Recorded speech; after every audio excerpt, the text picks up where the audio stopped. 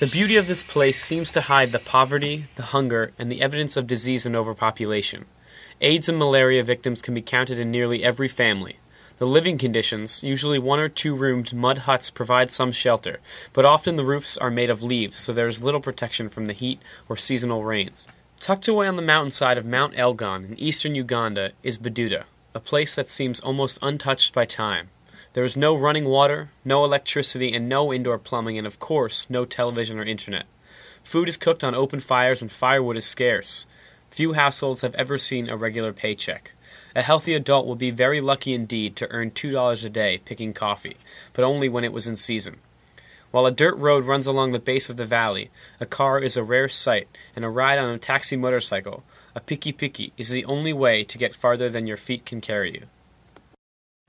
Uganda has among the highest birth rates per capita in the world. Many families in the Bududa district have 7 or more children, and this fact almost guarantees that these peasant farmers on tiny plots of land will stay in poverty.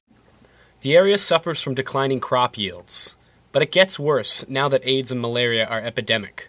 Many children in the village have lost one or both parents, and often a sibling or two, to one or both of these diseases.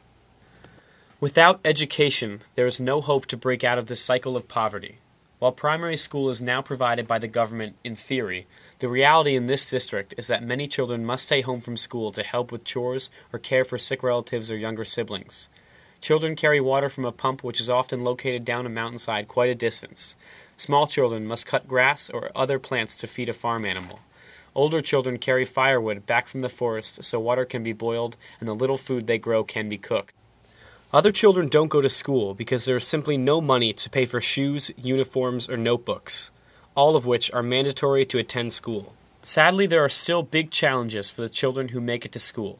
The public primary schools in this area often have 100 or more students in each class. The government provides no books, and so when students take the mandatory exam after 7 years, many have never actually had the chance to read from a book. Where most visitors to Bududa would despair from these conditions, one woman saw hope and possibility. In 2003, Barbara Wybar, a schoolteacher from Philadelphia, traveled with friends to Bududa to help a local Quaker church with a building project. The volunteers found the people welcoming and appreciative of their support. Returning annually for a few years, Barbara founded the Bududa Development Center, which today targets 2 significant challenges in Bududa: the plight of the orphans and vulnerable children, and the lack of education for teenagers and older adults, particularly women. Our Children of Peace program serves the poorest children and orphans. Frequently, the orphans have been taken in by an aging grandparent or relative, or are being raised by a sibling, often teenagers themselves. Our Children of Peace program provides a safety net to over 150 of these local children. We see the students on a weekly basis and provide 2 good meals and medical and other support. Each Saturday, local teachers provide academic support activities for these children, and we try to provide other activities and experiences which cannot be found in the overcrowded public schools. So as well as academic enrichment that we do, we also have games and we have music. The games is volleyball and soccer, and both the girls and the boys play volleyball, and only the boys play soccer. And they love to do that. They love to do that, and we put the volunteers out to help them with it. Also, we have a music program. And the music program is really excellent because that is really a part of their culture, is to sing and dance. And they do it at home, so they do it very naturally at school, and they love it. And we have a dedicated music teacher, so we hope that every student that comes on Saturday gets to do some singing and dancing.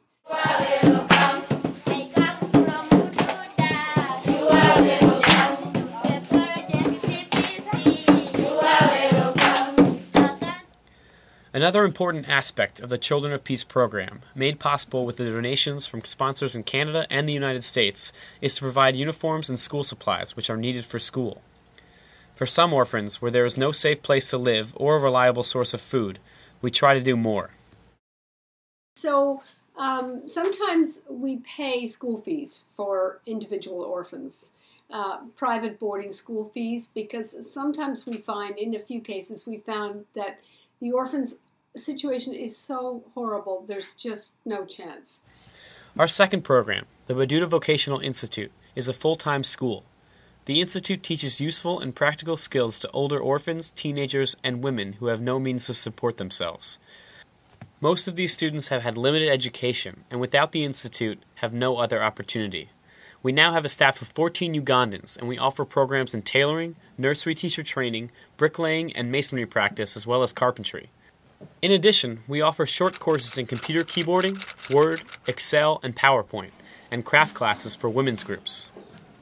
As we plan for the future of the Institute, we are turning our focus to strengthening and expanding our curriculum with an emphasis on new programs that will lead to jobs.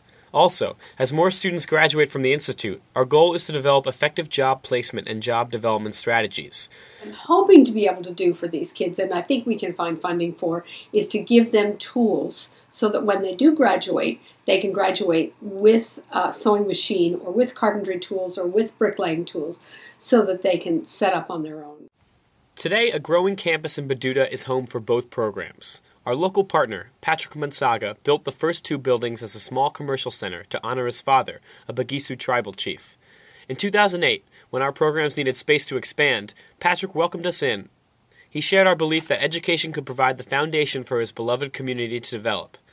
Since then, we have raised enough money to build several new buildings. In 2008, we built a cookhouse so that hot meals could be provided to our students. A challenge to donors brought us solar panels so we could operate computers to manage our programs and offer computer classes to students. Then came a workshop for BVI's masonry and bricklaying major. 2009 brought us a new workshop for carpentry courses, and finally a guest house so our working volunteers from North America and Europe would have a place to stay nearby while working with the programs. The continued growth of the campus is ensured thanks to a grant from the Jepcot Foundation in England. A second block of classrooms and much-needed office space for our staffs and programs can now be built.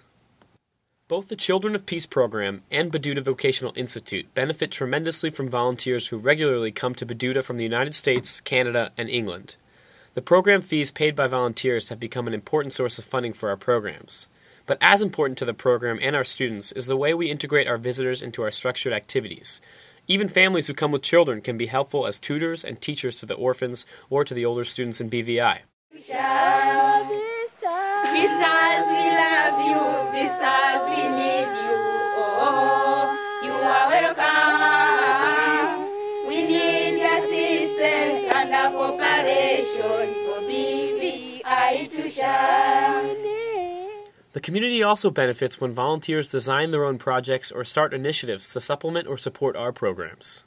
Over the past few years, we've had volunteers teach photography classes, write and direct plays with our children, paint murals, and decorate our classrooms.